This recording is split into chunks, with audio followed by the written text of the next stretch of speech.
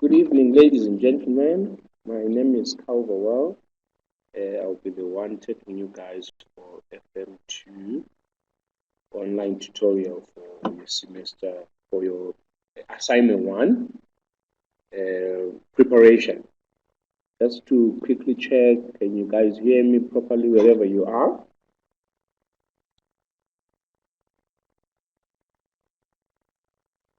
50 guys, are you in a position to hear me wherever you are? Oh, great stuff. Tony is typing, great. Together with TD as well. So I would assume everyone is in a position to hear me. So guys, we're quickly going to go through an overview of the module itself. And then thereafter, we'll have a look at your assignment. I'll give you some few guidelines. And if ever there's any question, let me know. I'll be happy to assist you in that regard. So I'm quickly going to do an overview of the module itself, letting you know what is it that is expected of one, and then we'll get into the assignment discussion. Of course, it will be a discussion we're going to engage. I won't be telling you answers as such. Okay. So we have got 6 learning units for the module. The first unit, it is the role of financial management. So these are the quick expectations that they would want to understand when you're going through this unit. I would want you to differentiate between financial accounting from cost accounting and management accounting. If I'll just say briefly how one would be in a position to differentiate the two. Financial accounting talks around an income statement and the balance sheet. Information that is already transpired. So it looks at past events or past information, whereas your cost accounting will help you out to look at the past cost we have incurred together with the current cost the company is carrying. Then you'll be in a position to make a decision pertaining cost control. Management accounting is more forward-looking. You'll be looking at your forecasting and your budgeting as such. I want you to define what is it that we refer to as financial management in your own words. So I would say financial management in my own words, it is the process of creating value for shareholders together with other stakeholders. It involves financial markets, it involves financial products, deficit units, and surplus units. So that's basically what we refer to as financial management. We want you to identify the goal of an organization in its broader context in terms of creating shareholders' wealth. What we refer by shareholders' wealth, it is the value that is associated by any shareholder indicated on the market price of a share and also on the receipts or expected receipts of dividends. That's what we refer to as shareholders' wealth. Now, the primary goal of an organization is to maximize shareholders' wealth. The reason we say primary, you can have other secondary objectives or goals, which could be profit maximization, but you can't run profit maximization on its own. So the primary goal of an organization is to maximize those two, increasing the market price of the share, so one will be in a position to benefit from capital gains, and also receipts of dividends, which is basically profit sharing. They would want you to discuss the key concept in finance, including the agency theory and also the stakeholder theory. These two, agency theory, other financial textbooks, they will refer to it as the agency problem. I'm sure me and you would agree when management are appointed, they are being given a mandate. So they are appointed by shareholders, given a mandate. So when they are being given a mandate to go and maximize shareholders' wealth, it goes without saying they are agencies to the organization. Then the agency problem or the agency issue now will then come in when these managers are making selfish decisions so as to profit themselves instead of maximizing the shareholders' wealth. The stakeholder theory, we're talking around all direct or indirect parties that will have, I wouldn't want to call it a say, or they are going to participate for some reason in a company. So I'll give an example. Could be your creditors, it could be your financial institutions, employees, government departments, and so forth. So anyone with a direct or indirect association to an organization, we call those your stakeholder theory. So as you look at this concept, one is required to follow that as much as we would be trying to maximize shareholders' wealth. Shareholders are actually part of the stakeholders themselves. So you're not going to achieve shareholders' wealth whilst you're stepping on the rights of the other parties that are associated with the company. So for instance, you cannot go and maximize shareholders' wealth whilst you're not following rules and regulations. If you don't follow rules and regulations, such government departments will, of course, fine you, sue the institution. Whenever those are happening, they'll have a negative impact on the company share price itself. Explain the role of business ethics and corporate governance and how it may impact an organization. So the role of business ethics, one, I would say, upholding ethics to the latter and also following through the rules and regulations together with procedures that are required for one when they are running in operations are of importance. Because if you don't follow those, it goes without saying customers wouldn't be in a position to associate with such an institution that is unethical, or an institution that has got senior managers involved in unscrupulous dealings. And then your corporate governance, we're just looking at how an organization is being run, the procedures, the processes, the people, of course, the issue of responsibilities, and also accountability. So if high moral judgments are being exercised, together with upholding good ethical standards, in line with good corporate governance, a company will be in a position to create a brand in the eyes of customers, which will then attract customers because customers would actually want to be involved in organizations that are ethical. So we end up having what you call brand equity being enhanced. Discussing the fundamentals of risk and retain, there's a common statement that says high risk, high retains, of course, but often people forget retains could be positive and they can also be negative. So if I define what a risk is, it is the possibility of a financial loss occurring. The possibility of a financial loss occurring, that's how I would put across as the definition of risk. And the retain, it's an outcome. So an outcome could be positive or it can also be negative. So basically those are your outcomes from Unit 1 of FM2. I'll then quickly move on to Unit 2, which is the fundamentals of time value of money. I'm sure when you're going through your learner guides, one is required to have an HP 102B plus financial calculator as indicated in your learner guide, and is also being referred to in your prescribed textbook, which is the corporate finance. So this is how one would actually going to use the financial calculator, or rather we're going to go into it shortly. Let me just quickly go through the outcomes, and then we'll be in a position to come and have a look at how one is supposed to be using a financial calculator. Maybe somebody will ask, will it be possible for one to do this assignment without a financial calculator? Yes, of course, but you are going to work out a lot of fractions, I would call them fractions, but equations, which you should pay attention to the issue of rounding figures off. And I would actually be honest and say a financial calculator, it makes your life very, very easier when you're handling the concept of time value of money.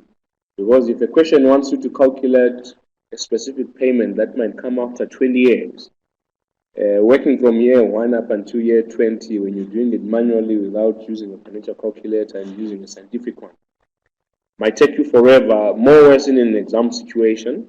Financial management, in short, they will be examining a learner on 3 important concepts, which are knowledge content, speed, and accuracy. So if you're using a scientific one on the speed itself, together with the accuracy because of rounding figures off, of course, one will be found wanting. So we're going to have a look at specific questions pertaining time value of money. So concept, they would want you to understand the concept of time value of money and the role it plays within financial management. Time value of money concept, it is based on the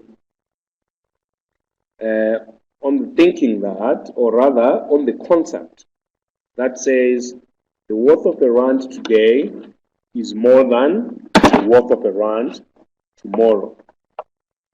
The worth of a rand today is more than the worth of a rand tomorrow.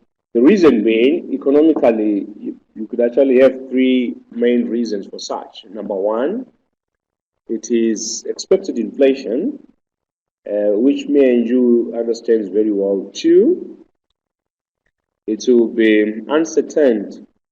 They often say there are only 2 things certain in life, which are death and taxes. So uncertain, surely one will never know what tomorrow will bring. So one will end up preferring to have money in hand now than to receive one that is being promised in the future. And then the last one is liquidity preference. So if you're having liquid cash now, if ever there's a specific discount, surely one will be in a position to act or take on such an opportunity, and you will benefit from such discounts. Or I can actually invest specific figures if I have the money now, or look for a plot around town, go buy fruits, come and sell them. By end of day, one could actually earn a return on such an investment if you want to compare the money you have now versus the one that is being promised tomorrow. So that's basically the concept of time value of money. So important from now on to have one being in a position to interpret the concept of time value of money. The worth of a rand today is more than the worth of a rand tomorrow. So if I will give you 50 rand today and 50 rand that I will give you next week on Friday, because of the reason that I've mentioned, liquidity preference, inflation, expected inflation, and uncertain, the 50 rand that you have today is worth more than the one that you're being promised to receive in the future. They expect you to differentiate between simple and compound interest. Simple interest, this is the interest that is calculated on the principal amount, which is basically the invested amount or the borrowed amount. The interest will remain exactly the same over the given period, meaning if I'm borrowing someone 10,000 rands today, and I'm going to charge them 10% interest per annum for the coming 5 years. So my interest in year 1, according to simple interest, it will be 10% of the 10,000 that I've borrowed.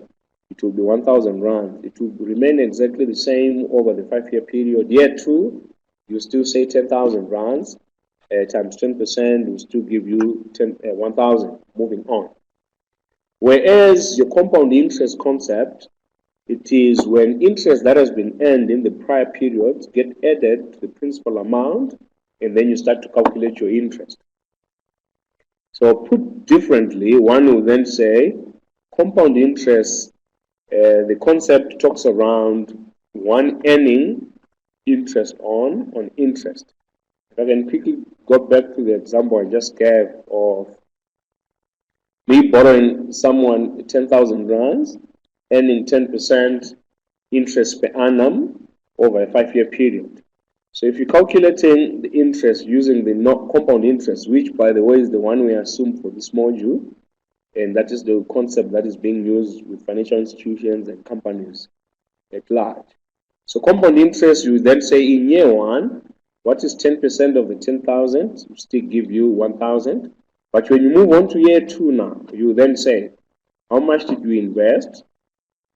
You invested 10,000. How much have you earned as interest in year one? Which will be 1,000. Meaning in total, you'll be having 11,000. You then say 10% of the 11,000. You end up having your interest for year two being 1,100. You continue doing that over the 5-year period, as I mentioned. So, in short, when you're earning interest on compound interest, you are going to earn interest also on interest.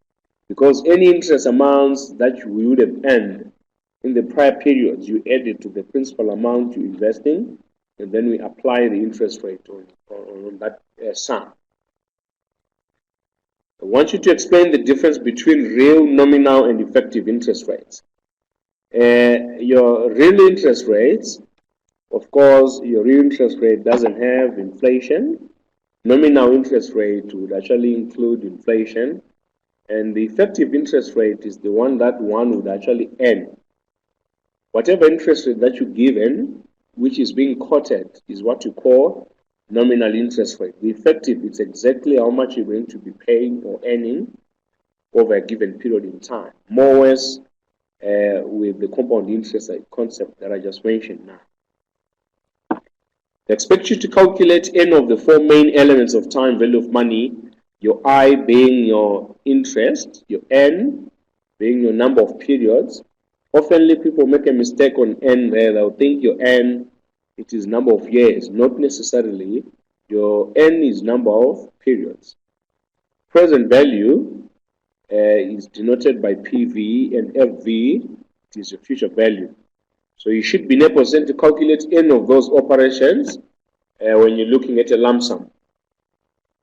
And then the last outcome is you should also be in a position to use the HP 10B2 plus calculator, which it is also in your learner guide.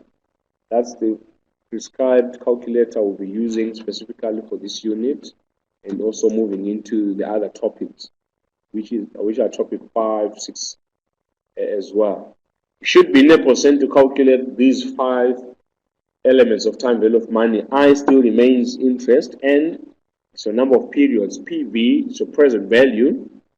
FV it's a future value, and also PMT, it denotes it's a payment when taking into account ordinary annuities. So if I could just define what an annuity is, an annuity, it is a series of equal payments that are expected to be either paid or received on a fixed interval for a given period of time. That's what an annuity is, meaning if one has borrowed money from West Bank in acquisition of a car, and you are paying a specific amount, a fixed amount from 1 month to another for a given period in time, that becomes what you call an annuity. Now, our learner guide, or rather our syllabus, wants you to know ordinary annuities. So your ordinary annuities, in short, these are annuities or payments that are supposed to be coming through at the end of a financial period. At the end of a financial period. Let me just say what Marcus is saying. Oh yes, Marcus, the podcast of this workshop will be loaded, I'm sure, on the portal. I'm sure by midday on Monday it would have been loaded there. So if you're having serious troubles pertaining the video itself, yeah, you'll be in a position to access that. Matter of fact, Genevieve is in a position to respond to you well. Thank you.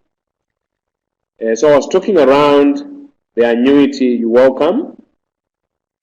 In this module, the prescribed, in our syllabus, the annuities we're going to be looking at are the ordinary annuities. Those are the annuities that will come at the end of a financial period. Those are the ones that are going to be, you'll be receiving your money at the end of a financial interval, meaning if you're supposed to be making a payment of 6,000 every month for the purchase of the vehicle that you would have done, let's say, with West Bank, if the payment is coming through at the end of the month, it goes without saying that becomes an ordinary annuity. An annuity due now, it will be an annuity or payment that are coming through at the beginning of the period. So like I said, as you are working around some of these questions pertaining time value of money, specifically in your prescribed textbook, your corporate finance, you realize since it's a corporate finance textbook, they'll actually be giving you some of the questions in line with annuity dues. Just stick to the ordinary annuities that are in your syllabus instead, unless you do so that you have got in-depth understanding of what annuities are. So that's basically your time value of money unit. Just a quick one before I move on to the third learning unit. Just want to give a quick scenario. Let's see if people will be in a position to know how to do this calculation using your financial calculator. So before you do any calculation on your financial calculator, you should always say second function, cancel. Your second function is the orange button facing downwards, and then your cancel is the C just underneath the second function. If I can kindly ask you guys to bring out your calculators, let me just give you a quick example. But let's do this procedure first. Second function, cancel. Your calculator should always say one payment per year. It will flick 1, PYR, and then it goes away. If you've got a calculator that has got 12 payments per year or one payment per year, you can always convert your calculator to one payment per year by saying 1, second function, PMT. You can always convert your calculator to one payment per year by pressing 1, your second function, and your PMT. So I'm quickly going to give a scenario, and I would love you guys to work out this scenario. Oh, okay, Lutando, our textbook, there it is. It is your corporate finance. It's your corporate finance textbook, and that's exactly how it looks like. Oh, great stuff! You're welcome. So, yeah, it's exactly the same with the one that we've been using. We haven't changed the prescribed textbook for the module, I think, for the last a year now. So that's our prescribed textbook. So what I want you to do using your HP 102B+. Let me read out a scenario. Rather, I'm not even reading out, just coming to my mind. Let's assume you have been promised to receive 15,000 rands at the end of year 4. You have been promised to receive 15,000 rands after 4 years at an interest rate of 10%. How much is one supposed to invest today? If you are being promised to receive 15,000 rands after 4 years at an interest rate of 10% per annum, how much is one supposed to invest today? So when you do this type, or what you call your time value of money calculations, not only are you supposed to understand how events are taking place, because time does matter when you're looking at this topic, but also over and above that, your grammar as well, paying attention to prepositions, will tell you exactly what is expected. So I'll say the statement one more time, and then maybe the first question is, what is it that the question wants you to calculate? And then thereafter we do the calculation. You are being promised to receive 15,000 rands after 4 years when interest rate is 10% per annum. How much is one supposed to invest today? What is the question asking you first? And then what is the solution to your calculation?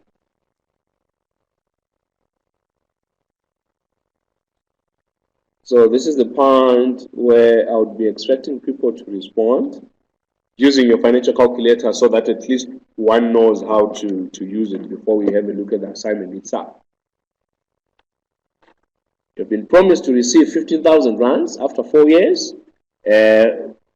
When that deal has got a 10% interest per annum, how much is one supposed to invest today? So your response should, what is it that you're looking for first? And then thereafter, what is the solution to this question I just gave now?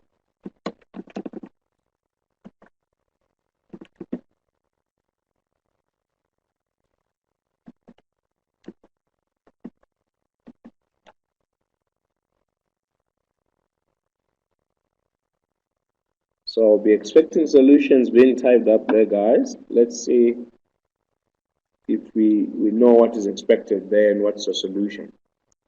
And then I can quickly go through this calculation with all of you guys and then we move.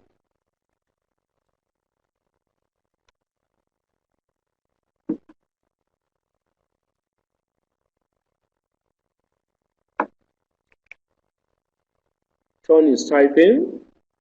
I'm expecting all of you guys to try to respond to this before I'll have a look at outcomes of learning unit 3 and then we'll come back to the assignment.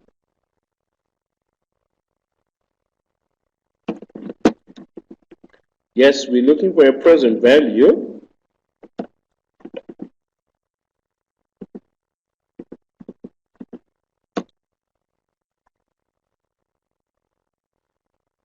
We're looking for present value, and Tony is right. We are looking for the present value, and the present value, we're looking for present value, and your present value is equal to 10,000. Exactly, Tony got it right. 245 and 20 cents. So on your calculator, just a quick one. On your calculator, how you would calculate this? If you look at the wording that I've used, I said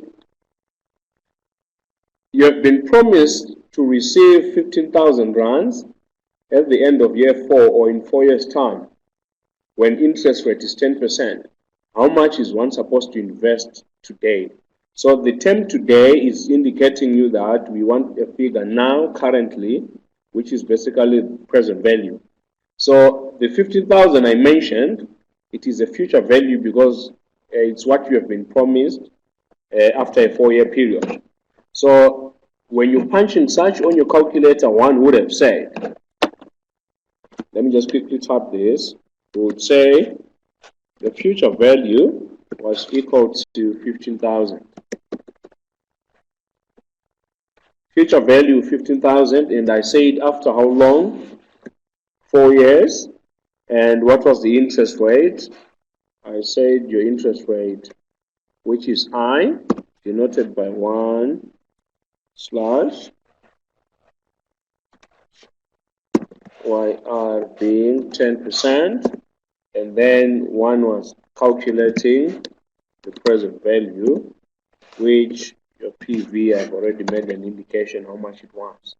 So pay attention to the grammar and also how events are taking place. So the grammar can actually tell you what is it that they're looking for. And I've given you a lump sum. So when you're calculating a lump sum question, on average, you'll be having these 4 elements. Your n number of periods, your I, which is your interest rate, and then also your future value and your present value. So you pay attention to what is it that the question is looking for, and you'll be informed on how to respond. So that is basically your time value of money, and one is expected to use a financial calculator. I'll quickly have a look at learning unit 3, and then we have a look at the assignment. So on your learning unit 3, which is the analysis of financial statements, we are not expected to know how to prepare an income statement in the balance sheet. It's something you guys have already done when you are doing FM1.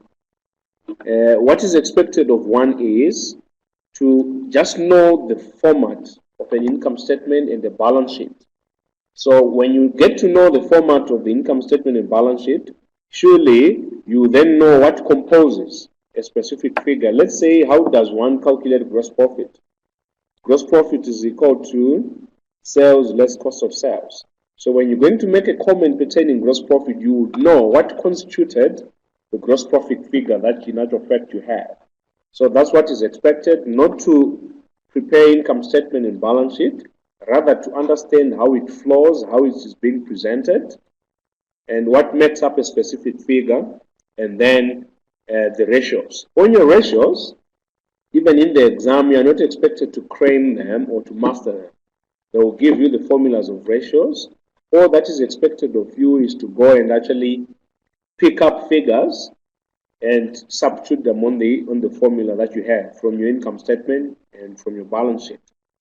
And most importantly, it will be the issue of commenting the analysis and the interpretation thereof, which I will give you some hints not long from now. So that's basically what your ratios are. Know your formats of income statement and balance sheet. No need to master, to claim rather, the ratios that will give you the formulas. You should be in a position to know where to get sales, of course, in your income statement, and I can get my inventory from my balance sheet. And then after you've done your calculation, oh, by the way, also after you've done the calculation, one needs to pay attention to the unit of measurements, which I'll quickly go through when I'm looking at your assignment question. And then we interpret ratios from the denominator. Meaning, if I've calculated, I often give an example to say I have 2 kids, and if I've got 10 rand that I want to share equally between these 2 kids, I would say 10 rand divided by 2, which will give me 5 rand. The interpretation of the 5 rand, it means each kid will get 5 rand. So we interpret ratios from the denominator instead.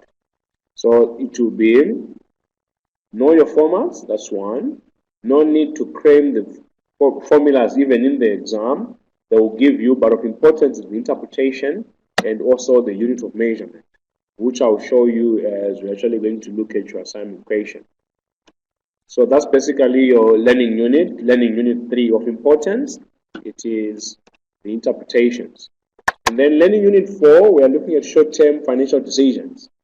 When one is looking at short-term financial decisions, in short, you guys have calculated what we call working capital in FM1. Current assets minus your current liabilities. So the unit is going to talk around how does one manage their working capital. If you fail to manage working capital, as it is the management of funds on a day-to-day run of a business, if you fail to do so, it doesn't matter how brilliant your long-term objectives are, surely one will end up being found wanting. So that's basically your unit 4, short-term financial decision making. We'll be looking at what constitutes current assets and how do you then manage cash, how do you then manage your inventory, and how do you manage your trade debtors or your trade receivables. So that is basically management of current assets. On your liabilities, the main component of liabilities are your creditors or your trade payables. What strategies can one use to manage your trade payables? So in short, that's what your unit 4 is all about. The day-to-day management of financial operations of a company. That's what your short-term financial decision making is. It is hinged on the concept of working capital. Working capital is equal to current assets minus your current liabilities. If you fail to manage your working capital, it goes without saying the business could actually be insolvent, and what will then come after that, it will be liquidation. So that's how important your unit 4 is. And then unit 5 is long-term financial decision. One of the main responsibilities financial managers have in an institution is to decide where are we supposed to be looking for funds. Should we go borrow the funds? And of course, there's always a cost attached to a borrowing. And even if you then choose to say, let's look for money from equity, which are shareholders, there is also a cost attached to to shareholders as well, or to equity funders. You need to give them dividends, and it all depends on the dividend policy a company is adopting, and also the expected capital gain as well. So what shareholders are expecting to retain from their investment, it also becomes a cost to the company. So we need to structure a balance between debt and equity to say to what proportions can we bring debt in the capital structure. Because if you bring a lot of debt, one way or another, you end up not making your shareholders happy, because interest is payable first before dividends are paid. So we'll be looking at how one can structure their sourcing of funding, which we refer to as WACC, the weighted average cost of capital. So that is learning unit 5, which of course we're going to have a look at in depth when you're preparing you guys for the exam. And then the last learning unit, it is unit 6, which is long-term investment decisions. So when learning unit 6, one is expected to discuss capital budgeting concepts and how important they are when it comes to decision making. We'll be looking at should we accept a project, and what are techniques that are we supposed to use so as to make such a decision. You've got your payback method, your discounted payback method, your net present value, your internal rate of return. So we'll be calculating and interpreting these concepts in depth as we're going to prepare you guys for the exam. But of importance on this topic is because companies always have got limited resources, one need to make a decision on which project or which asset to buy, and we'll be using these different concepts to help one to analyze and also to make decisions. So that's basically your learning unit 6. So that will be a quick overview of your learning units, which are 6. And then my thinking is, unless if there are any questions, we'll be in a position to move on and discuss the assignment. Should we move on to the assignment, guys, or are there any questions pertaining to the overview I've just gave on the module itself? Oh, great stuff. People are typing. We should move on now to the assignment. Let me see. Tony's still typing. She could be having a question, and then we'll be in a position to move on to. Oh, great stuff.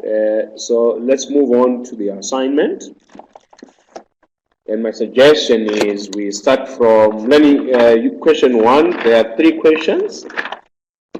We start from question 1, and question 1 shouldn't take us much time because it's more theory than anything else, which often doesn't look difficult to most.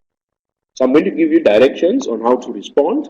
So if you look at question 1, part A, it says, your friend has recently started a new job in the marketing department of a company. He has been complaining that once a week, the marketing department meets with the finance department to discuss the performance of the company as well as the most recent performance against budget. Your friend has asked you to explain some of the concepts to which the financial department regularly refers in their meeting. He has also mentioned to you that he feels the weekly meetings are a waste of time, as the marketing and finance functions are 2 separate departments and shouldn't have to work together for a company to be successful. This friend of yours has got some serious short-sightedness. Anyway, we'll move on. Question 1.1 then says, describe in your own words what financial management is and explain how it can create value for a company, for 2 marks. So what is expected, just define what financial management is, and then look at these 3 decisions financial managers make as their responsibilities. It is working capital management, it is capital structure, and capital budgeting. So on those 3, financial managers, as they make those decisions, they'll be in a position to create value for a company. Remember, I said, what is the value of a company? It is indicated on the market price of the share and also the receipts of dividends. So the three decisions that I've just mentioned, when financial managers are making them and appropriately being implemented, they will help a company to maximize shareholders' wealth or shareholders' value. So you just need to go and define what financial management is and bring the three decisions in how financial managers would actually create value for a company. Question 1.2 says, explain how management accounting differs from financial accounting. I think I've mentioned this. Management accounting is forward-looking. It contains itself with forecasting and budgeting. Whereas financial accounting, it contains itself with preparation of an income statement and balance sheet, which is, in short, past information. This information would have transpired already, or the events would have transpired. So the other one is forward-looking, the other one looks back. Why is it important for a company to budget correctly? This is quite an open question. Yes, we are doing financial management, but I would agree that most of us, one way or another, we do budget, isn't it? So I'll give you a point. You can always look for another. The reason we budget as companies is for a company to allocate the limited resources appropriately and efficiently. So it's for resources, allocation of resources. Explain to your friend whether you agree with his statement that the marketing and finance functions do not need to work together for a company to be successful.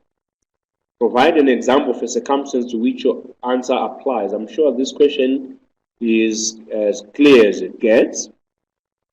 But in general, all departments, all functions that a company has, from research and development, marketing, human resources, finance, all the functions, department of functions that a company has are supposed to work together so there will be 1% to maximize shareholders' value. So if marketing is saying one and finance are doing another, surely there won't be any harmony and we won't be working towards the primary goal of maximizing shareholders' wealth. So I think question 1.4 is as direct as it is, and it is common knowledge all these they need to work. But when you respond to it now, try give an example. It says provide an example of a circumstance to which your answer applies. So give an example. Remember, marketing department or function itself, it needs funds. Where does this funds come from? Of course, from the finance department. They need to be 1% to work together. If we give you money as financiers to go and advertise or to promote a product, we are expecting increase in sales revenue, which will help us to maximize profits and also to maximize shareholders' value. So that's basically part A of question 1. Part B, it says Terry Thatching is a recently established company that manufactures thatched roof for customers. The thatching material are kept in a wooden warehouse. That's trouble now, isn't it? Thatching, it's grass and logs, timber logs that are used to do the roofing. So the thatching material are kept in a wooden warehouse. I can see fire there, where they are stored until they are required in production. Terry employs 2 part-time workers who build the thatched roof at the customer's premises. They are also employing 2 part-time employees. Currently, the business only has got 1 old ladder. They didn't just say a ladder, but an old ladder that the workers use when building. Question 1.5. Describe any 2 risks facing Terry Thatching, explaining what effect the risk may have on the company should it materialize. So I'm looking at events risk there. A warehouse, that is a wooden warehouse, is not going to work, more or less now that the business of this company called Terry Thatching, they actually have got grass and timber logs. So we could see fire there. So under your events risk, you can also mention the possibility of fire, destroying everything, and in short, that could actually cause a business risk as well. Once fire catches up with the wooden warehouse, we won't be having any material to continue doing business. So I could be looking at events risk together with business risk, even management risk as well. Question 1.6 says, explain in 2 ways in which a company can manage and reduce the effects of risk. This question could be in 3 folds. It's either you might want to give solutions to the 2 risks that you would have mentioned on question 1.5, or you can actually go general to say when one takes insurance, surely one is trying to reduce the risk, isn't it? And if you follow rules and regulations together with procedures that are indicated in the policy, you also be reducing risk. So it's open-ended question. You can take either direction, but of importance is for one to actually bring reason and insight to your responses there. So that is question 1.6. Part C says, a company that manufactures luxury chocolates has discovered that the cost of importing a certain coffee bean that produces the flavor customers love has become too expensive. The company has decided to stop importing the coffee bean and instead to replace it with a cheap flavoring that produces the same flavor. The company did not make customers aware of the change except for changing the list of ingredients on the wrapper. The retail price of the chocolates has remained unchanged. Then question 1.7 says, explain in your own words what ethics are and why is it important for a company to practice ethical behavior. You're expected to define what ethics are and the importance of a company to practice ethical behavior. I'll just give a brief insight to that. Ethics are always evident on the share price of a company. If senior managers are involved in unscrupulous dealings and it hits, and such information gets to be known by the public, you can imagine how uneasy existing shareholders would be. So they will be trying to sell such a share, and then from the laws of economics, which is the invisible hand, when there's a lot of supply of a specific product and there's no one to buy, meaning less demand, it goes without saying the share price of the company in actual fact would nosedive. So ethics are evident in they're evident on the share price of a company because it talks around the brand equity a company has. And the existing shareholders, if they're not happy with unethical behavior or endeavors a company will be pursuing, they will be in a position to drop their shares and flood the shares in the market. Volume would increase, which is supply, and there won't be any demand for such, and then the share price of the company will drop. So it is important for one to appreciate how ethics do affect the share price of the company. 1.8 now says, from the above scenario, explaining in your, sorry, I'll read again. From the above scenario, explain if you think what the company did was ethical or not, providing reasons for your answer. It's a 3-mark question. It needs insight. You need to bring justification. If you say it is unethical, give reasons why. And if it is ethical, you also should give a reason why. This question can actually fact go either way. You will fetch marks looking at how you would have justified your position. And then you should pay attention to the difference between ethics and doing what is legal there in this type of a situation.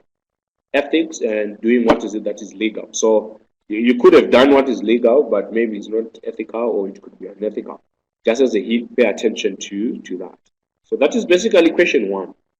Is there a specific question that falls under question 1 that one might need a clarity on before we move on to the time value of money questions? Question 2. Any questions pertaining question 1 where I might need to clarify on what is expected of 1, or we can move on to time value of money question 2. Happy to move. That is Tony. Abel is typing as well.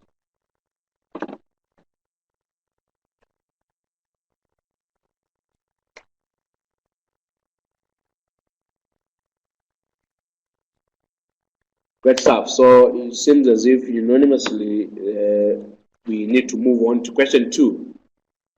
I'm happy and glad people are following. The reasons I'm not seeing a lot of questions, it means it's either you guys were prepared for the assignment or you also following this workshop as I'm presiding on it. I'll move on to question 2. It says, Part A, you recently decided to buy a house that cost 1.2 million. You have saved up 300,000 as a deposit and have approached ABC Bank to finance the balance for you through a bond. ABC Bank has offered to provide you with the necessary finance over a 20-year period at an annual rate of 11%. So that's our scenario. You need to buy a house going at 1.2 million. You have saved up 300,000 as deposit. The difference is going to be financed by ABC Bank at an interest rate of 11% over a 20-year period. Required now. Question 2.1 says, calculate how much the bank needs to finance if you are able to use the full 300,000 as deposit. I think this is as how easy things can go pertaining this paper. It's the difference of the two. It's the cost value of the house versus the deposit you have. So you need the bank to finance you 900,000 short. Question 2.2. Calculate what the monthly repayments on the bond would be. Calculate what the monthly repayments on the bond would be. The fact that they're asking monthly repayments, it then makes this scenario an annuity. If you remember well, I defined an annuity as a series of equal payments. So these monthly payments will be the same from one month to another. So the question 2.2, it wants you to calculate your PMT. You are given the present value, 900,000. You are given N as 20 years for now, I being 11% for now. And the reason I'm saying for now is issue of compound interest. The number of times interest being compounded in a year should always tally with how frequent payments are coming through. So if you look at this question, it says calculate what the monthly repayments on the bond would be. I'll be happy to help you out on this question, and then I'll just say a few statements pertaining the follow-up questions 2.3 and 2.4. So it is clear we are given a present value. We always say plus minus 900,000.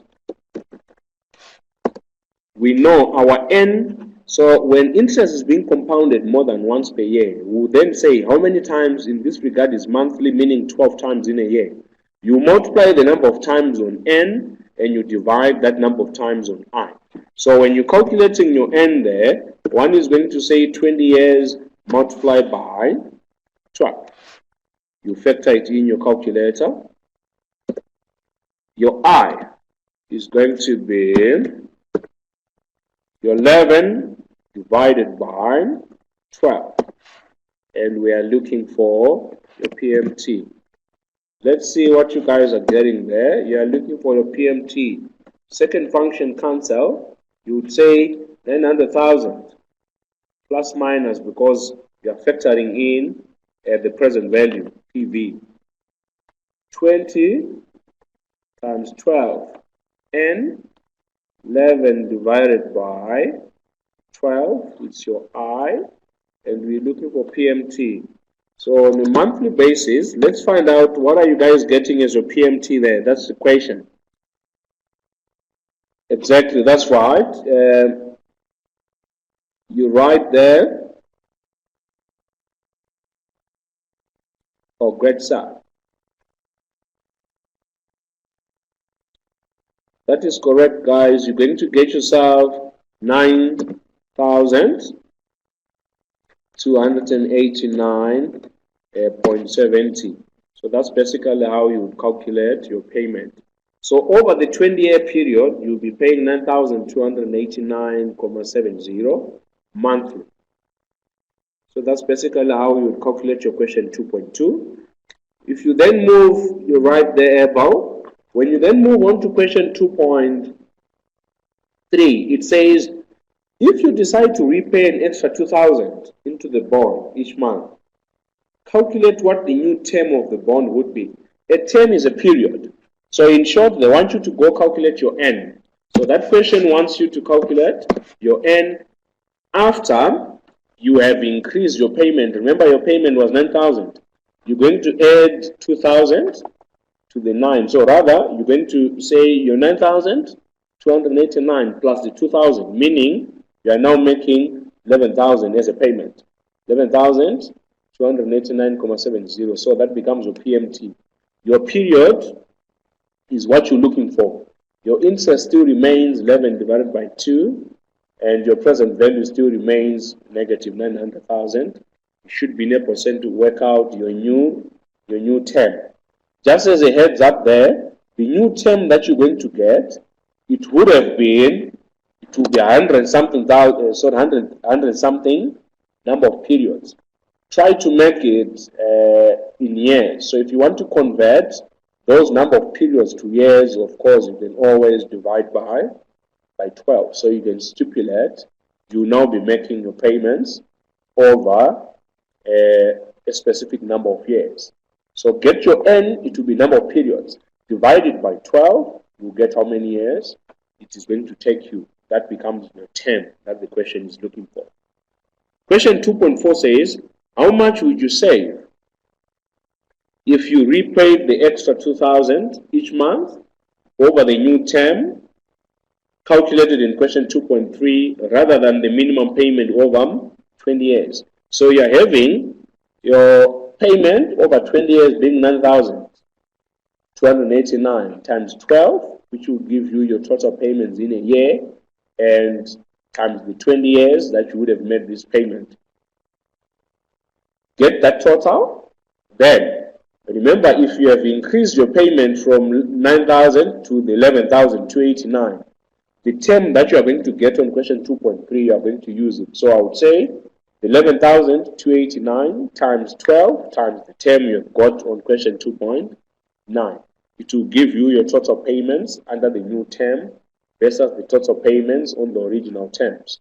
The difference of the two, it is what one will be in a position to save over time.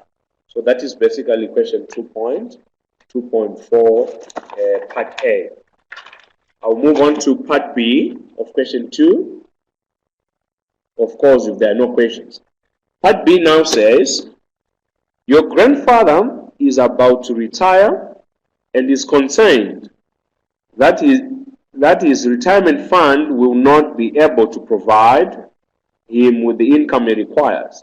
So your grandfather is about to retire. He's concerned that his retirement fund, what he has now, will not be enough to be able to provide him with the income he requires. He has calculated that he needs a minimum of 240,000 per annum for the rest of his life in order to live comfortably. They didn't tell you for how long will his rest of the life be. So that becomes indefinite. Whenever you're expecting a specific payment indefinitely, we call that a perpetuity. So the statement went on to say, currently, his retirement funding balance is 2.8 million. So your grandfather wants to retire. He has got 2.8 million in his account. His intention is after he retires, you would want to receive 240,000 indefinitely, meaning up until infinity, we don't know how long he's going to live. So that's what basically referred to as a perpetuity. So question 2.5 says, explain what a perpetuity is. In your prescribed textbook, the explanation of a perpetuity together with the formula of a perpetuity is given. I'll quickly show you where exactly in a while. Your perpetuities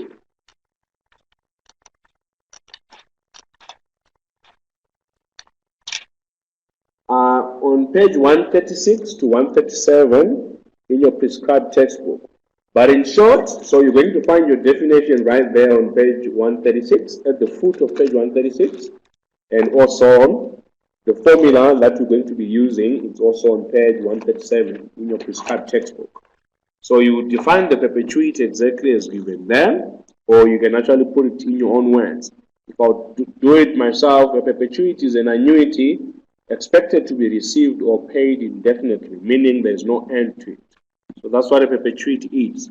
Question 2.6 then went on and said, calculate whether your grandfather has enough money in his retirement fund to earn the required 240,000 per annum if he buys a perpetuity that pays out 8% per year.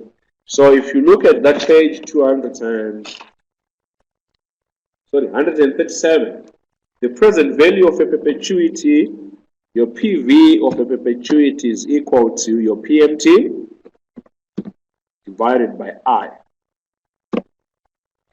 Your PMT divided by I would give one the formula of calculating the present value of a perpetuity.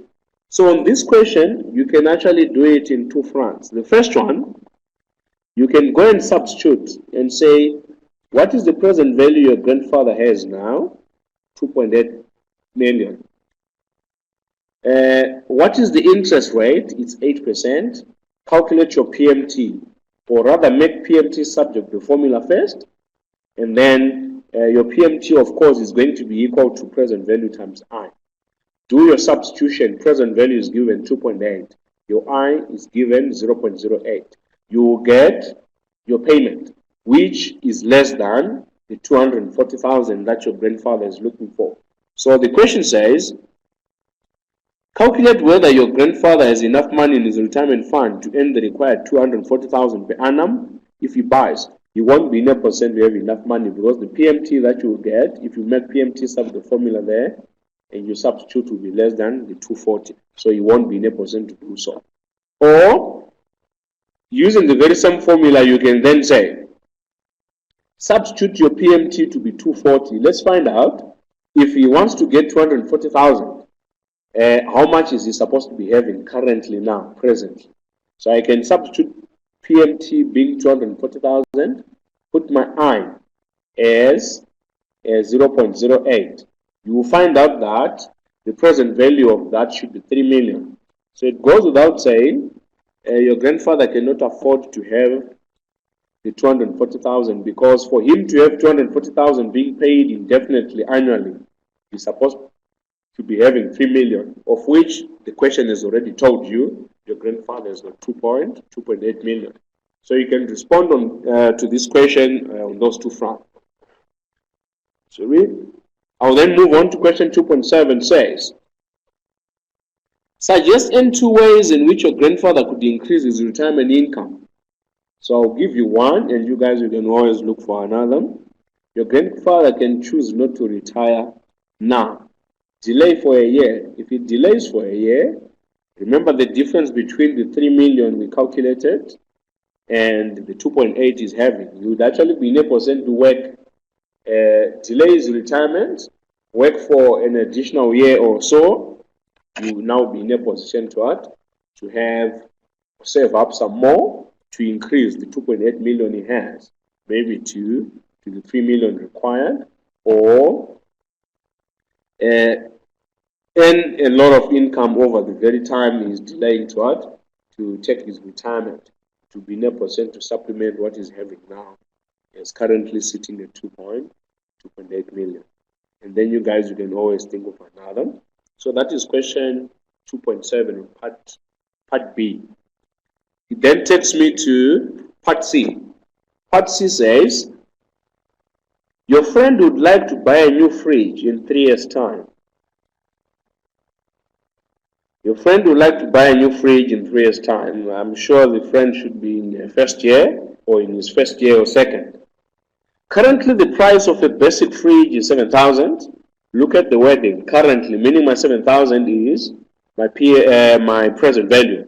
My 3 years is N, and is expected to increase by 8% per year. So the price of 7,000 of the fridge is expected to increase by 8% per year, meaning inflation rate of 8%, which becomes my I. Then the question says 2.8. Calculate how much the fridge will cost in 3 years' time.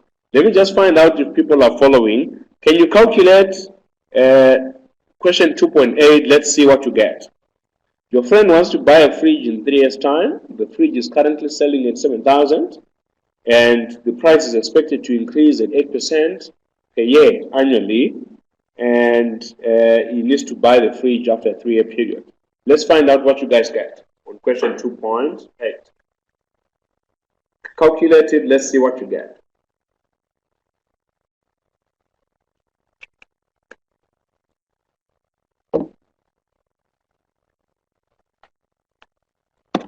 Let me do the same as well.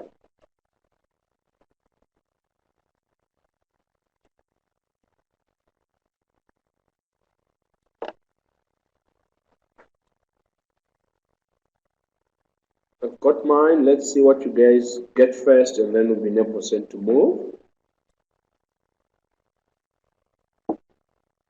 That's right, present.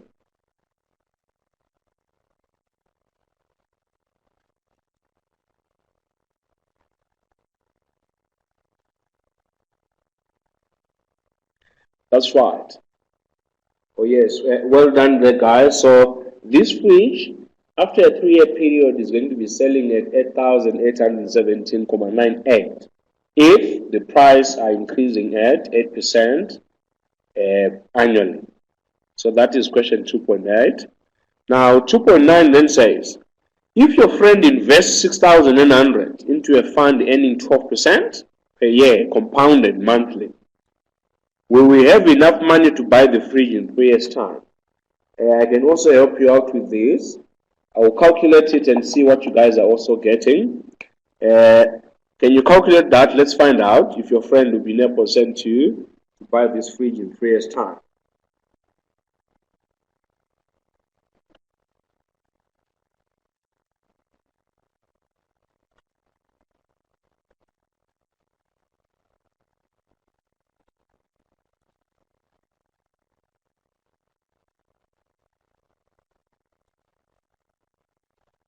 Let's see what you get, and then we can just do a response on it. We move on to part B.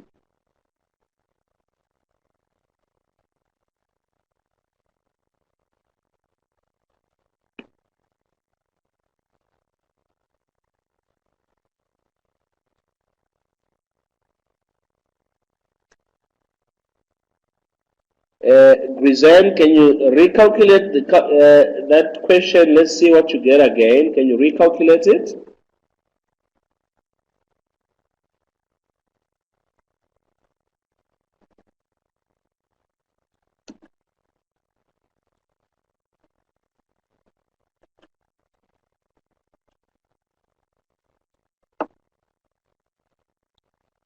What are we guys getting there? Let me see your responses, then we'll be in a position to move on to part B.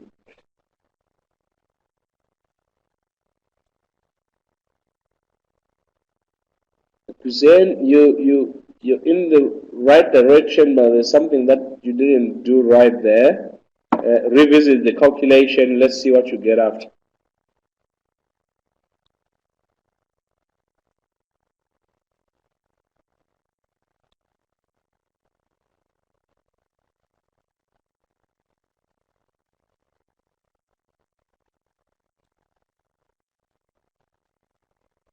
And the rest of the panel of the workshop, rather not the panel of the workshop, the participant of the, yeah, there you go.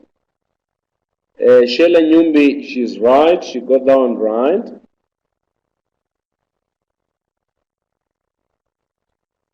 Emanuela as well. So when you're doing this calculation, you say, what is it that I'm given? I'm given a present value, which is 6,900. My N, it is equal to the 3 years, but interest is being compounded 12 times. So I say the golden rule is the number of times interest is being compounded in a year, you go multiply it on N times 12. Your I will be the 11% divide, sorry, is 12%, right? 12. the 12% divided by 12. And then what is one looking for? You're looking for your future value. You'll get yourself 9,872.30. So that's basically how you would have actually worked this. Maybe before I would forget, exactly how I'm putting up my calculation is what one is supposed to be having. Remember, you need to show your working. So you're not just going to say future value 9,872.30. No, you'd actually need to show the buttons you're punching in your calculation.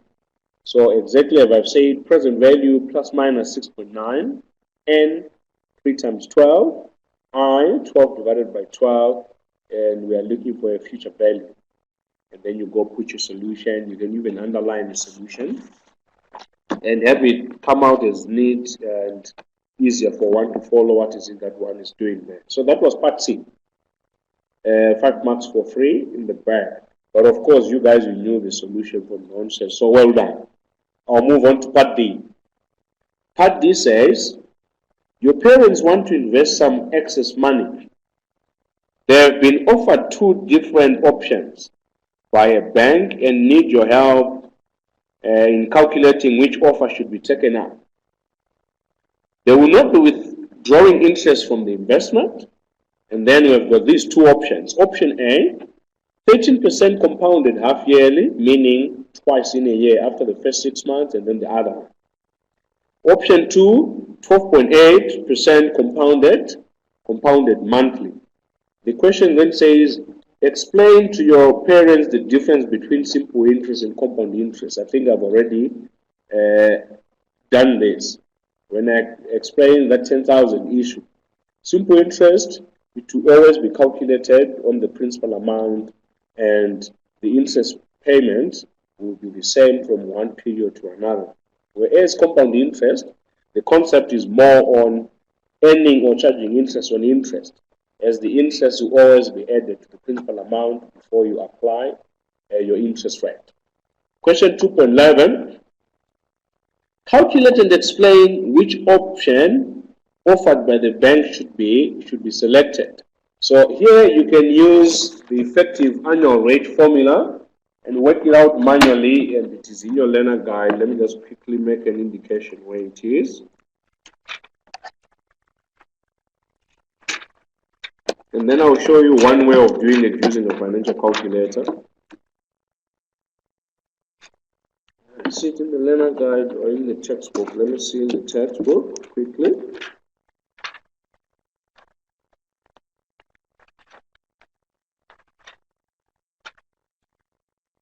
It is in your textbook on page 120.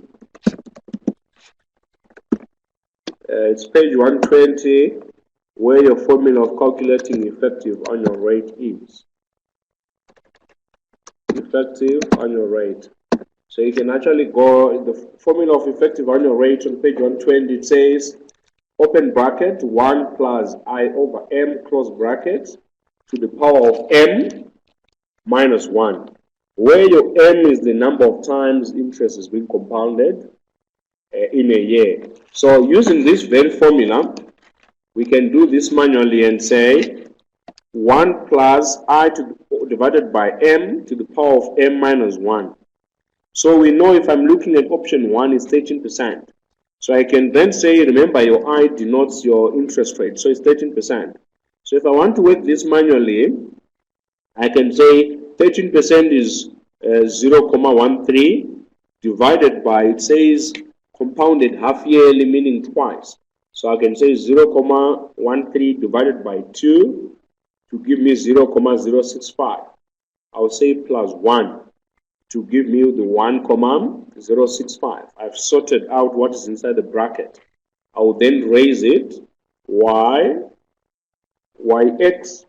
I'm raising to the power m, of which my m in this regard is 2. And then I would say minus 1. I should then multiply by 100 to express it as a percentage. One should be able to get 13.42%. So that will be your option 1. You also do exactly the same for option 2, and then make a conclusion on those two. If you wanted to do it using a financial calculator, those that are interested, what you would then say second function cancel on your calculator, should say 1 payment per year. And then you would say, I want to work out option 1. You know it's 13% compounded half yearly. Whatever that you're being quoted is nominal interest rate. So my 13% is nominal interest rate. I will then say on my calculator, 13, second function, nominal. My nominal, it is my second button on my first row. Remember, second function is trying to pick the items that are written in orange. So I've said 13, second function, nominal. So in my first line, I'll put what I'm given. 13, second function, nominal. I'll then say, how many times is interest being compounded in a year? It's twice, because it says half yearly. I will then say 2, second function, payment per year, which is your PMT button, but remember we are picking the items written in orange. So I will say 2, second function, payment per year, which is on the PMT button. What is it that we're looking for? Effective interest rate. Effective interest rate is also written in orange. So if I want to pick it, I'll then have to press the second function. I'll say second function, effective. You should also be in a percent to arrive at the same conclusion, which is 13.42%. But if ever you have done this using the financial calculator, don't forget to bring your calculator back to 1 payment per year. So how do you do that? Just for interest sake, now say second function cancel. See what you're having on your calculator, you've got 2 payments per year. So you need to take your calculator back to 1 payment per year by pressing 1, second function, PMT. 1, second function, PMT. If you then come back and say second function cancel, the calculator is back at 1 payment per year. So that is basically how one will calculate effective interest rate using the calculator, or you can actually use the formula that I've said is on page 120 of effective annual rate. I'll then move on to the last question of time value of money, which is part E. Part E then says, you recently won a competition in which you will be paid out 50,000 each year over the next 5 years. So you've won a competition now, you're going to be paid 50,000 each year over the next 5 years. Can you see from my definition of an annuity, the 50,000 it's the same amount in year 1, 2, 3, 4, 5. It then becomes what we call an annuity. And then the question then went on to say, question 2.12 says, calculate how much the prize money is worth today if the current interest rate is 11%.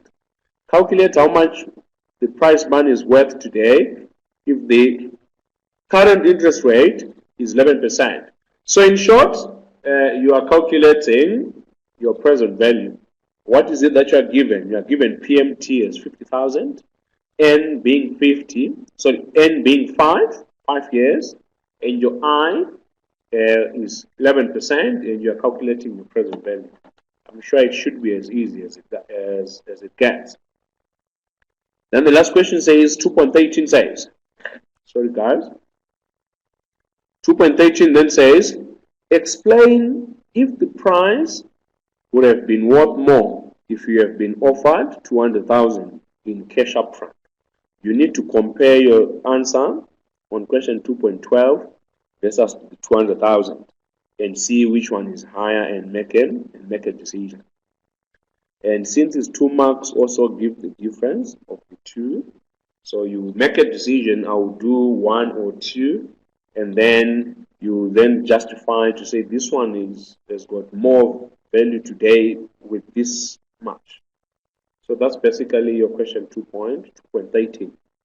Are there any specific questions, guys, on time value of money, question 2, before I'll then move on to your last question of financial analysis, which is question 3, your financial ratios? Any specific questions on unit 2, then we'll be in a position to move on to question 3.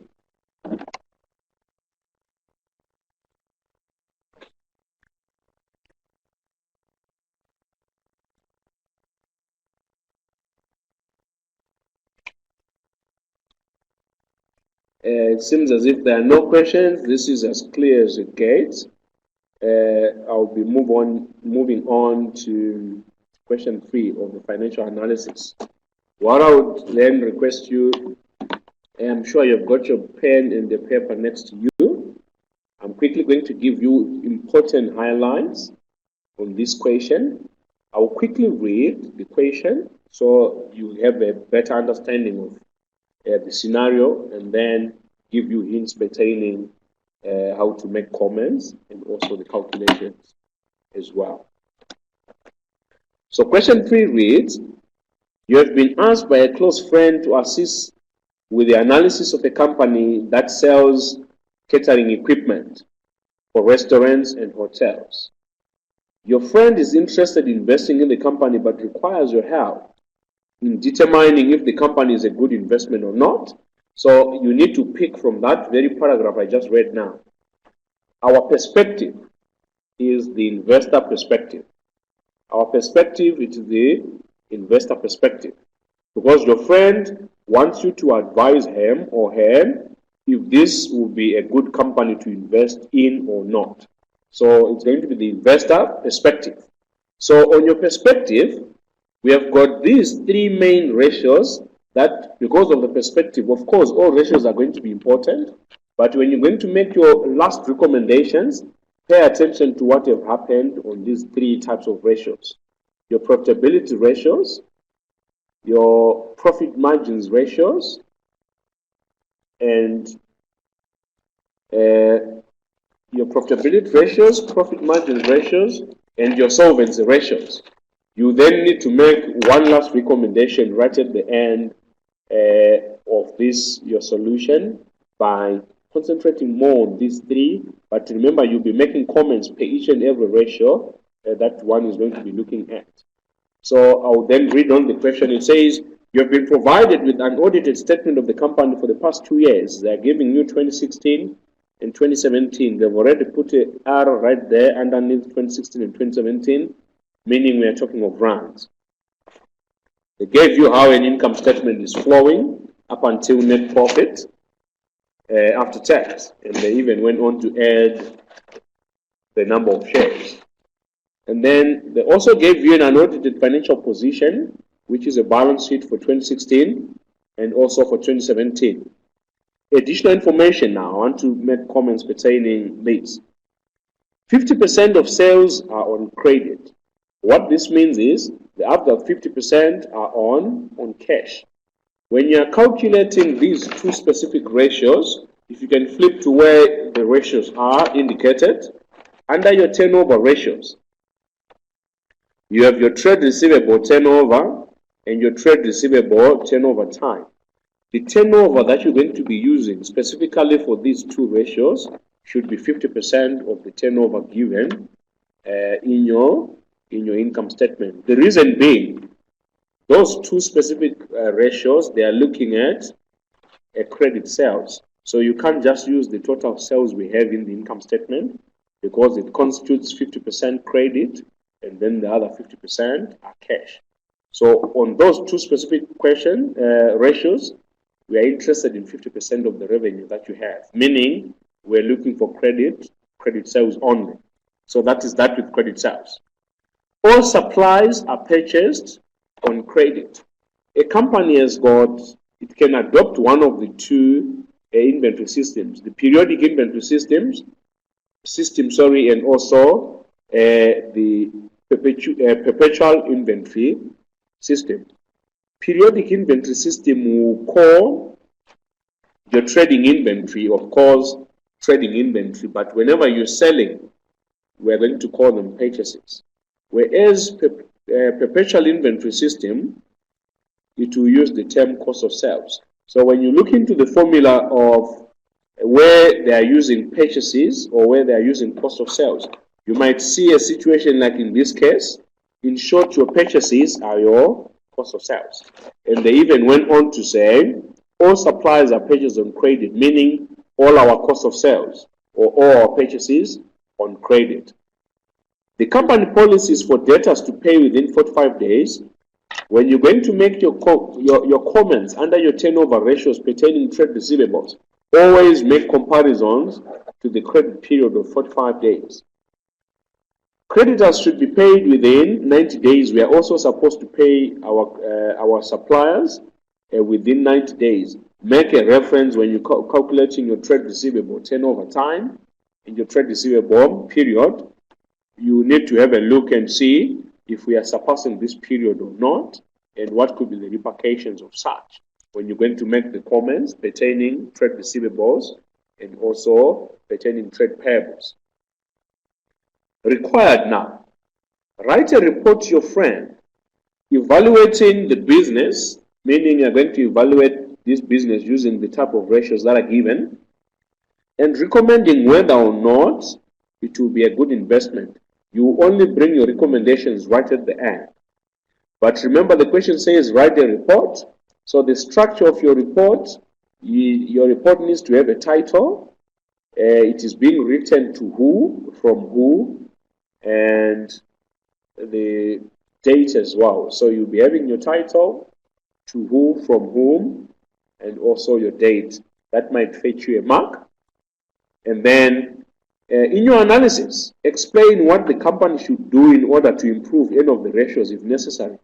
So as you are going to make your comments per type of ratio, if ever you feel you can actually suggest a solution to a bad ratio, you're actually free to do so, which can actually also earn you marks. Let me look at hints and then we look at the type of ratios. Use the format or tables that follow in order to complete the ratio analysis portion of the report. So immediately after you put your title and the structure mentioned, you then come to your ratios. Bring them, do them exactly as given on the format suggested. And then what I'll then suggest is put the formula in front. Like if I give an example, I just flip to the ratio, the first ratio, which is return on assets. I can then say where the return on asset ends. I can quickly put a formula: return on asset is equal to my formula numerator over my denominator times 100. I can quickly write my formula once, and then when I then go to 2017 and 2016, all I'm just going to do is to substitute my figures in line with the formula I just wrote. No averages are required in the ratios. Such an important note. If you have went through your learner guide, it's indicating we are not looking at averages. And also, rather the learner guide is stipulating your textbooks are mentioning the formulas in putting the word average. Completely disregard averages. We are looking at the total ratio exactly as they are given, not the averages. You may assume that cost of sales is equal to purchases. Oh, good for you guys. I think I've already made a note about this when I was reading all supplies are purchased on credit. So your purchases are your cost of sales. No shareholder or market ratios are required. So you are not going to calculate any other additional ratios except for the ones that are given on the format. 1 mark will be awarded for each correct ratio, including its relevant unit of measurement, if applicable. I'll come to the unit of measurement shortly, but we have got 17 ratios, meaning for year 2017, you get 17 marks by virtue of you calculating year 2016, 17, which will give you 34, meaning the other 16 marks are going to come on your comments and your analysis together with your recommendations. So that should be as easy as it gets. That's 34 marks that are already in the bag by virtue of you substituting figures to the formulas that you are given, and your formulas are given in your learner guide from page. The ratio analysis formulas, they are given in your learner guide where they gave you an example. They are from page 58 up until the ones that are relevant to this assignment up until 67. So from page 58 to 67, your formulas are given there. And then unit of measurement, I'll get to it shortly. Provide comments and evaluations under the respective topics provided. I think I've already mentioned this. You are not commenting each ratio standing on its own immediately after your calculation, but rather you're going to make a comment in analysis per the types of ratios that we have. So you're going to follow the format given. For instance, they gave you profitability ratios. We have return on assets and return on equity. So you calculate those two first, and then you're going to make a comment per type of ratios. And then no marks will be awarded for simply stating that one ratio is higher than the other. Yeah, of course, because you would have done your calculation and earned marks for doing so. So saying 17% is higher than 15%, surely it's already higher. Of importance there, you need to give reason or insight. Why did this ratio turn out to be more than the other? Not just to mention it's higher than the other if you're comparing one year to another. So give reason. That's why when I was giving an overview, I said it is important for one to understand how do I get to calculate gross profit? Sales less cost of sales.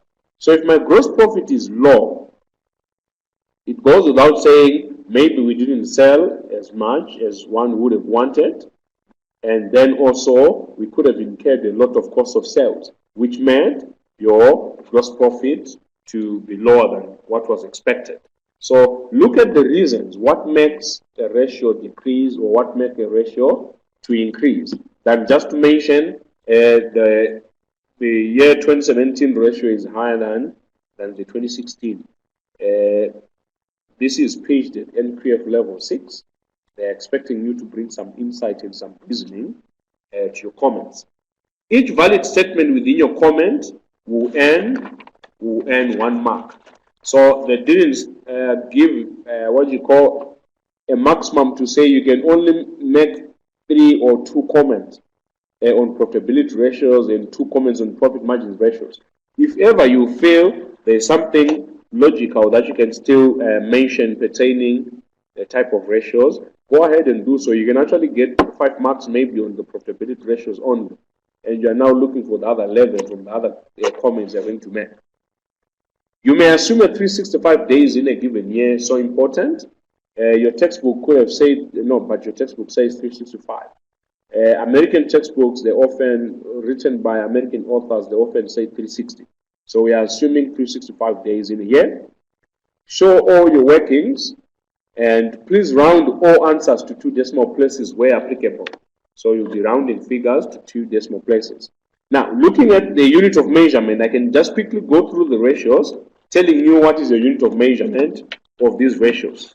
Your profitability ratios, both the 2 ratios falling under profitability ratios, their unit of measurements are percentages. So you have the formula that you have, your return on assets and your return on equity. Let me give an example of your return on assets. You would say, my formula of calculating my return on assets, it is equal to profit after tax over my total assets. Since the unit of measurement is percentage, you then say profit after tax over total assets times 100.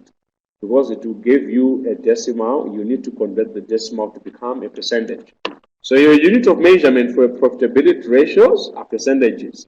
The same goes for the 3 ratios under profit margins. Their unit of measurements are also going to be percentages as well. When you then move on to turnover ratios, a ratio that ends with the term turnover, the unit of measurement is going to be times. So, for instance, your total asset turnover is going to be having the unit of measurement being times, as in TIMES. As in TIMES. So, your unit of measurement for total asset turnover is times, but your unit of, together with the trade receivable turnover as well. Your trade receivable turnover ratio, the unit of measurement will be times. But look at this one, this third one under turnover ratios. Your trade receivable turnover time, because it's already mentioning time, your unit of measurement there are going to be days. So a ratio that ends with the term time. Its unit of measurement will be days. My trade payable turnover, it will be times, but your trade payable turnover time, it will be days. Your inventory turnover, your unit of measurement will be times, but then your inventory turnover time ratio, your unit of measurement will be your days. You're then going to make a comment, of course, of the type of ratios. The reason we make comments on the type of ratios, once, is there will be relationships between those ratios, and there's always something common on those ratios. So, for instance, when you're calculating your return on assets and your return on equity, you are always going to be using the numerator of profit after tax. Hence, we end up commenting those ratios per type of ratios. I'll move on to liquidity ratios. Both the two liquidity ratios, which are current ratio and quick ratio, the unit of measurement there are ratios, meaning whatever you have calculated S to 1. S to 1, which is basically your colon 1. Whatever you have calculated, X S to 1. That's how you put across the unit of measurement for your liquidity ratios. And then on your solvency ratios, the first two, debt to asset ratio and also debt to equity ratios, the unit of measurement of those two are percentages. Those two have got percentages, unit of measurement, whereas the last ratio under solvency ratio, which are your finance cost coverage ratio, your unit of measurement there, they are going to be in times. So going through this solvency ratio again, the first two unit of measurements are percentages, and your finance cost coverage ratio, it will be times. When you're going to make your last recommendations, remember you are making comments per type of ratios. When you then make your recommendations, like I said, you need to pay attention to your recommendations, more focusing on your profitability ratios, your profit ratios, and also your solvency ratios. The reason being I'm picking those three on your recommendations. Your perspective here is one of an investor. And when someone wants to invest, or if you're already an existing investor, your concern is your return on assets. So your return on your investment. So those profitability ratios are important together with your profit margins. For instance, your profit margin, when you're calculating your gross profit margin, you are just looking at your gross profit over your revenue, which are turnover, which are sales. This is purely the profit one is made from trading. So it's profit you're making purely from trading. How much did it cost you to make the product if you are manufacturing it or buying it? And how much are you getting when you're selling? So those becomes your profit margins. If those ratios are already very low, meaning the business idea itself is not that good, or maybe the economic conditions are tough, that we are not in a position to increase our prices to an appropriate level which can make us make more money, or to be in a position to be more profitable from trading, and then, or you are incurring a lot of costs. You are not having a good relationship with suppliers, hence they are charging you a lot whenever you are buying your purchases or your cost of sales.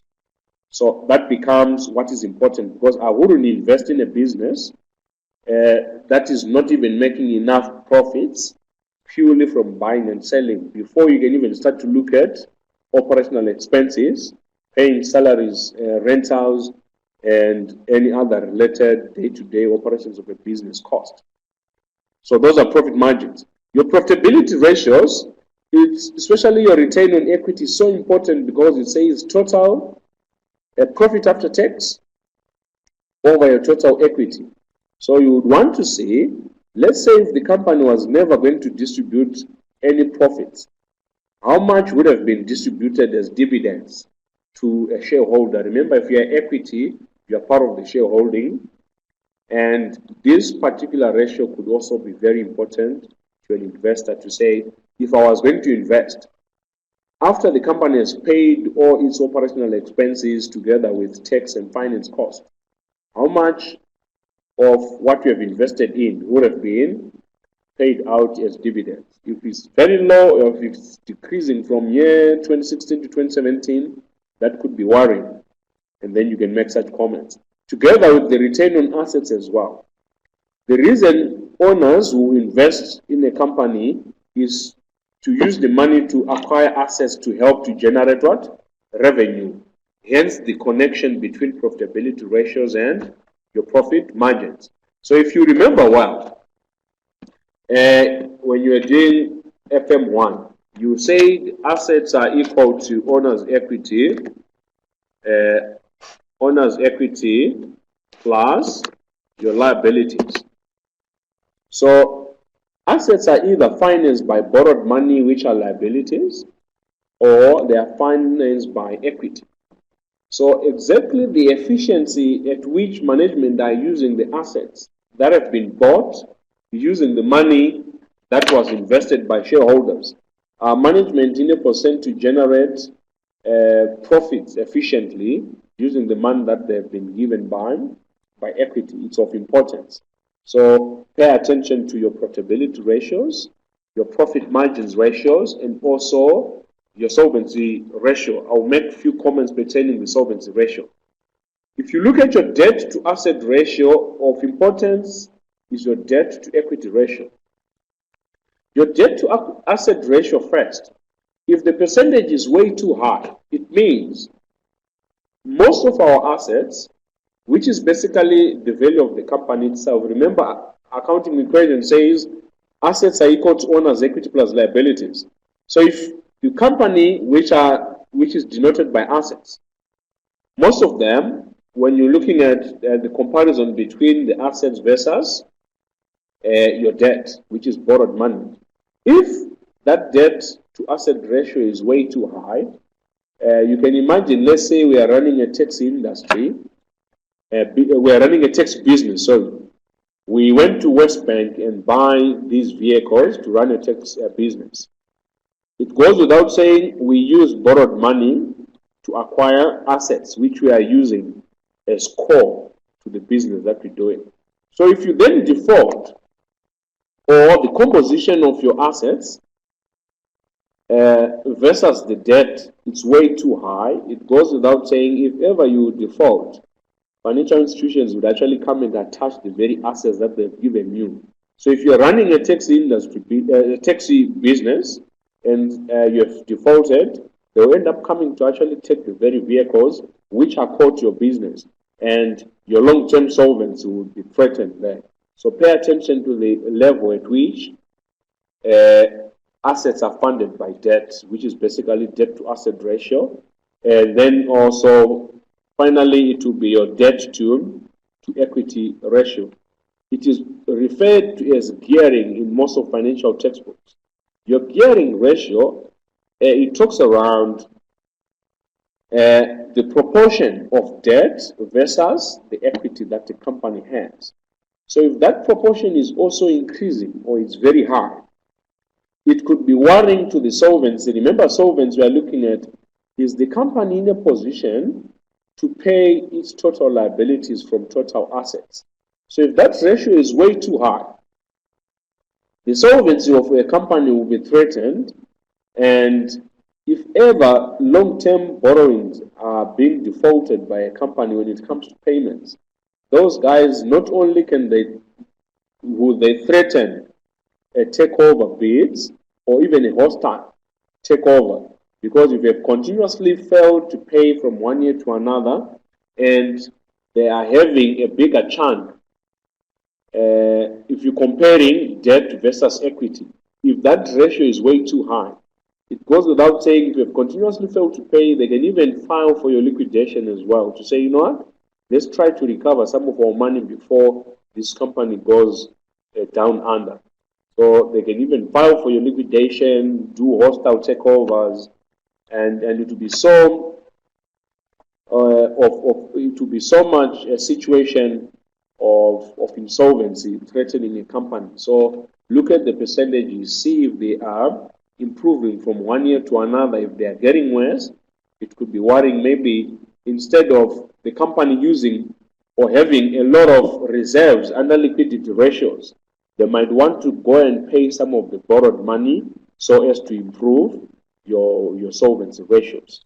So that's basically your solvency ratios, and the structure that one is expected to respond on this question.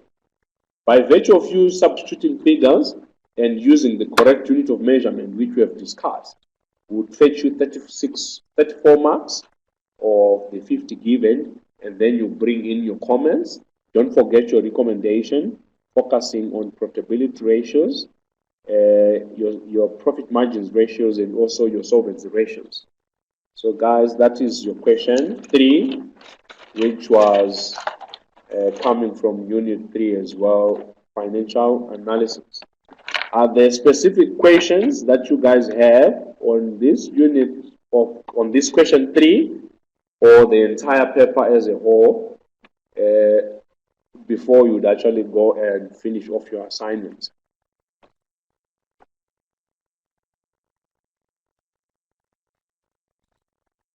Are there any specific questions that you guys have, or I'll then wish you all the best and pay attention to marker location as you are responding to these questions.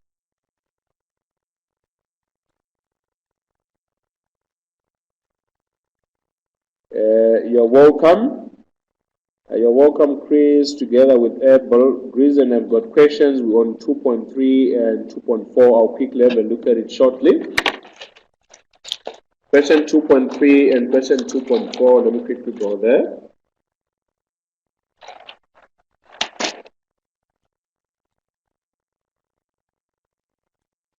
Question 2.3, remember, we calculated question 2.2 together. Or you are calculating on question 2.3, you are welcome, Chelam.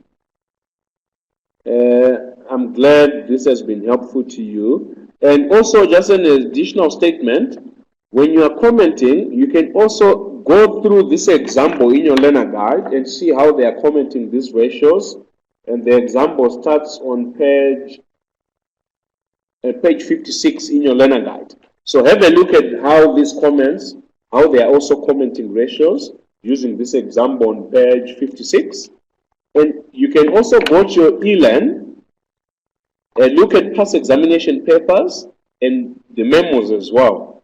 We are always, I think, 10 marks to 12 marks or pertaining ratio analysis and interpretation. Also see how they're actually commenting on ratios, and I'm sure it should be very helpful. But don't forget, we comment a ratio from the denominator, and it's important for one to know what constitutes a specific figure, like the example that I've gave. So if I'm looking at current ratio, current assets over your current liabilities, if we are in a position to get a ratio that says 4:1, it means for each 1 rand we are owing, I'm interpreting a ratio from the denominator. We have got 4 rands liquid assets to pay for it.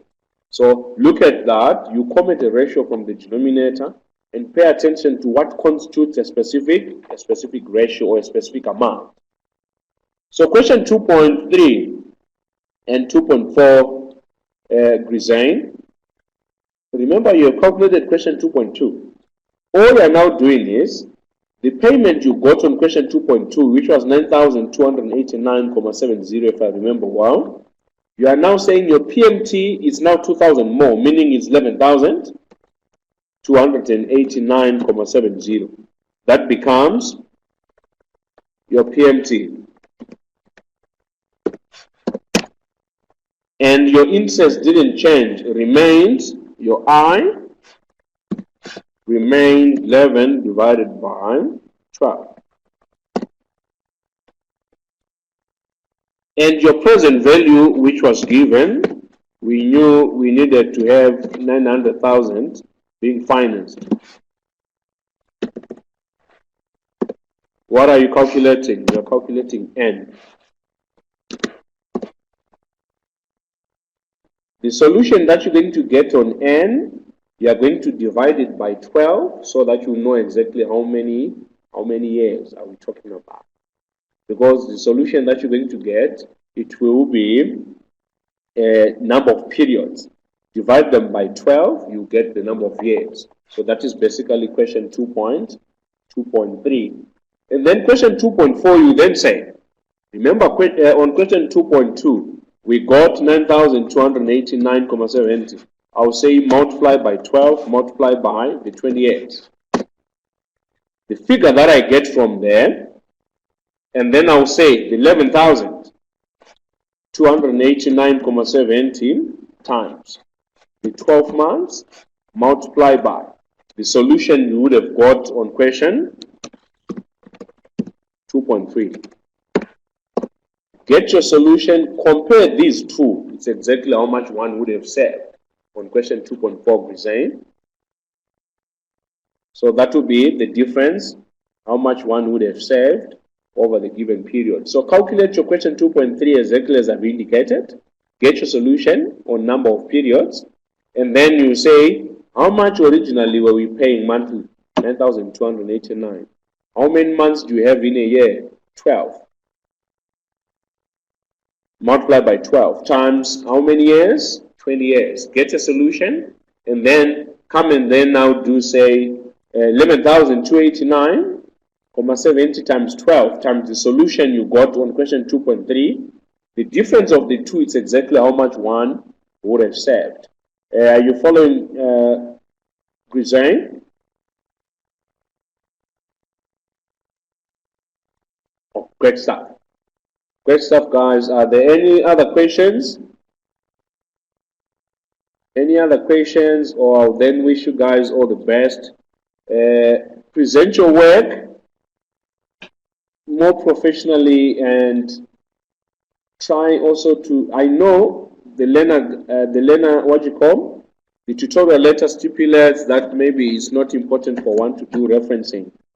I would just suggest you're welcome, guys. Just reference your learner guide and your prescribed textbook using the Harvard way of referencing, which you guys as marketers know well. So I wish you guys all the best and pay attention. A solution that has got, if it's money, don't forget you need to put a rand denoted by R in front of the figure that you would have calculated. You're welcome, Tony, Grisain, and Jessica as well. I'm glad this has been helpful to you guys. Elbow is typing, but good rest. Oh, great stuff. Thank you to you guys for making this workshop a productive, both to you and also to me, looking at my time and it being a Friday. I'm glad I've enlightened you on what is expected of you. You're welcome, Lutando. You guys have a good night. Cheers.